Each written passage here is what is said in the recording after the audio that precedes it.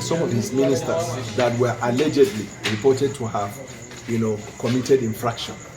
Instead of protecting them, he asked that the due course of law should have its own course. He suspended somebody without wasting time. That, to me, is impressive because it's about the people. Secondly, there has been this outcry that the government is bloated and the rest. Yesterday, he introduced a policy that reduced the cost of governance. And today, he told me it is just the beginning. There are many more decisions of government that will reduce the cost of governance. What have we been talking about as citizens?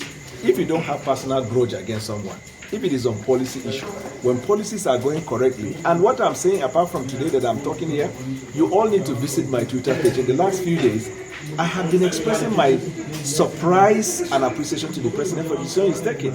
So this is not about political party. And you need to know that, like I said, I was with him before I left. And I was doggedly committed to him. I told him today, I am committing to play my part to support your administration. And I have no apologies to anybody. You are back in APC? I have no apology. APC is a party. President Bola Tinubu is my motivation. If supporting him will take me to APC, so be it.